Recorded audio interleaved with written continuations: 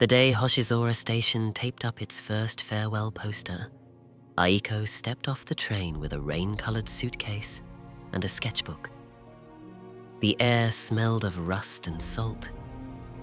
She had 1 week to empty her grandmother's house and then head to Tokyo for an animation internship she'd begged for and now wasn't sure how to hold. A gust flipped her sketchbook and stole the top page. It skated down the planks and stuck to a pair of flour-dusted legs. The boy peeled it free, studied her drawing of the station, the leaning clock, the restless sky, and said without looking up, "You still draw the wind." He had been a year ahead, the one who fixed the art room window with a coin and a ribbon. The boy who dreamed of traveling to learn 10,000 soups and then stayed when his father's hands began to shake. "Welcome home," he said, and the word tugged at her, even as she clutched the suitcase handle. "Only for a week," she answered.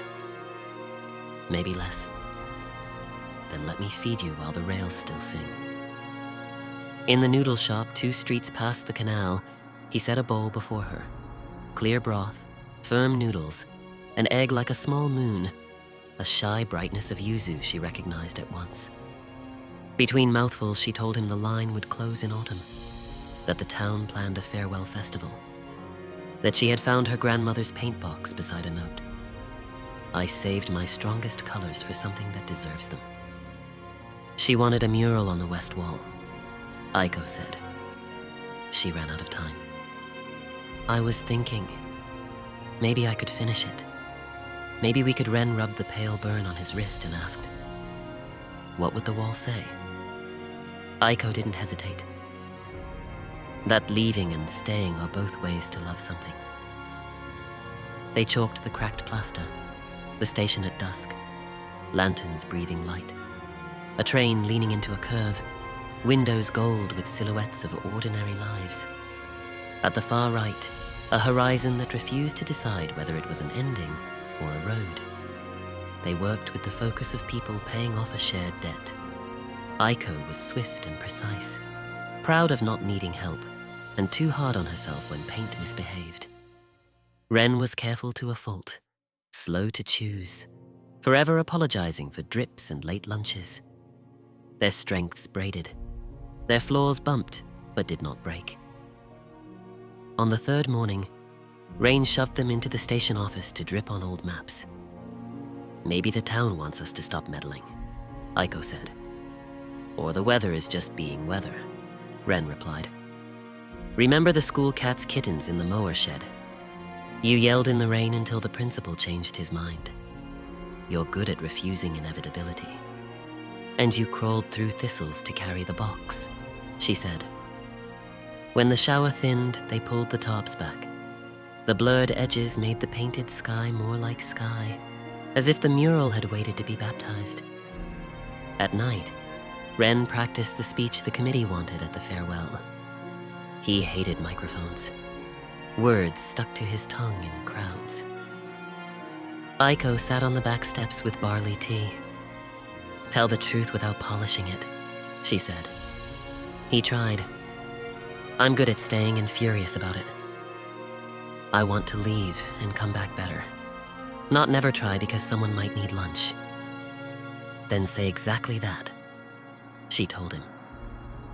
Her phone buzzed with the message she'd chased for years. The studio asking if she could start 2 weeks early. Early meant leaving before the festival.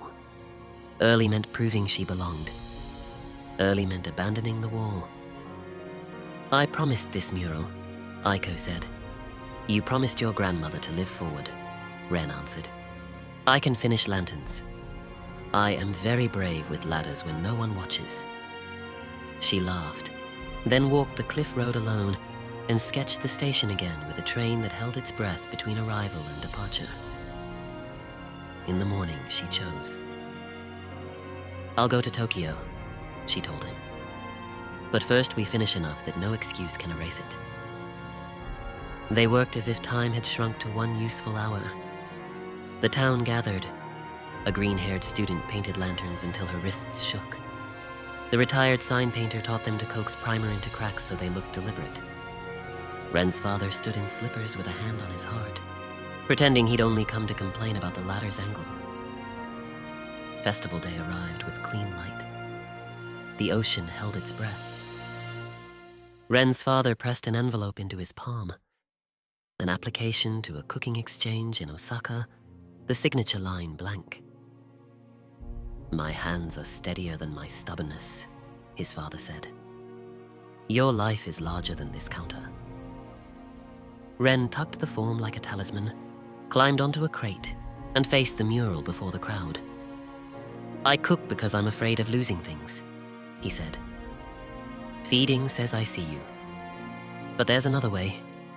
To go learn and bring back new ways to care. Tonight we say goodbye to a train, not to each other.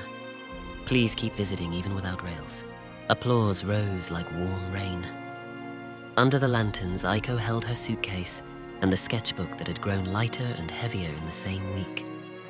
The express would not wait. She pressed a folded paper into Ren's hand. "It's us, hidden by the station clock," she said. "Two tiny figures, proof we were here. Come to Osaka in the spring if I get in," he said. "Tell me which soup tastes like courage." "Courage tastes like mistakes we survive," she said. They promised effort, not outcomes. The train whispered in. She boarded. Ren lifted 2 fingers like a blessing, and the curve took them out of sight. Tokyo was fluorescent and blunt, the way storms are kind to people who need the air rearranged. The studio was a hive of coffee and arguments about hands and shadows. Aiko learned to draw wind by drawing everything it touched. Sometimes she dialed her grandmother's number just to hear the recorded voice. In a pocket park by the river, she sketched strangers who looked heroic only when they weren't trying. At night, she mailed letters with smudged thumbs and sentences that didn't pretend she was fine. Ren mailed recipes on the backs of order slips. "Today's broth tastes like the first day you forgive yourself," one note said. Another, "I fixed the faucet by asking for help instead of pretending to be a wrench." Another, "I'm scared of Osaka, but scared isn't the boss of me anymore." Letters moved like tides. Winter sharpened everything. Ren sent a photo of the mural under snow. The painted train looked warmer when the world was cold. Aiko sent a photo of her desk at 2 in the morning and wrote, "Sometimes my characters climb off the page to keep me from quitting." Spring uncurled. Tourists came for pictures and stayed for lunch because Ren's father insisted no one should take a photo on an empty stomach. Ren practiced signing his name, not like an ending, but like a beginning. Aiko finished her first short film about a town facing a last train and a wall that learned to hold a community together. Strangers cried at the quiet parts. Sometimes the necessary thing is obvious. When Ren finally boarded the bus to Osaka, he carried a notebook of broth ratios and a larger one of questions. The town stuffed his bag with pickles and promises.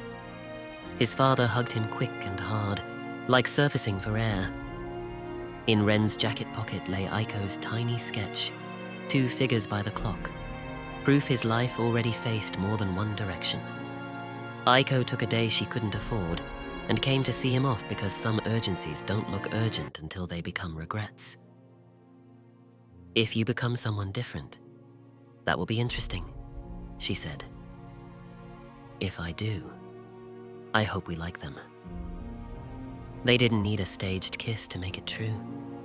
From Osaka, he wrote about knives to respect and flavors that argued before they learned to dance, about missing his father's humming while chopping scallions, about strangers becoming less strange after the second bowl.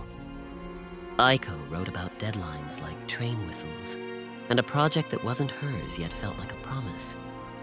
She asked herself whether she'd confused motion with escape and whether returning on purpose might be its own kind of ambition. A year after the farewell, they met beneath their painted sky. The town kept it small. Lanterns, a stubborn radio, bowls of noodles deeper than last year. They studied the train's windows as if the silhouettes might look back. "What do you want now?" he asked. "To draw honestly enough that it embarrasses me," she said. "To stop mistaking speed for bravery. To make something here again before I go back. I want to keep leaving and keep returning," he said. "To feed you when you forget, and watch your films even when they hurt, because they teach me to risk one." They lifted 2 borrowed brushes and added a slim new rail curving toward the horizon. Not replacing the old line, just telling the truth that options exist. They stepped back. The train leaned differently, relieved to have an option that wasn't a cliff or a circle.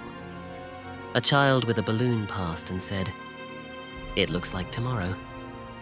They laughed. As lanterns dulled and tide tugged its slow silver, they stood at the platform's edge where a train once bit its lip and left. They didn't trade guarantees. They spoke like people who'd learned love is less a door you close than a place you keep meeting, taking turns with the luggage until it feels like parts of yourselves you can set down and pick up again. Behind them, the painted train kept its windows warm, arriving and leaving at once. A reminder that most goodbyes can be hellos if you let them. And most choices are paths you test a few steps at a time. If this tiny world kept you company tonight, follow Storytown and hit subscribe so the next tale finds you first.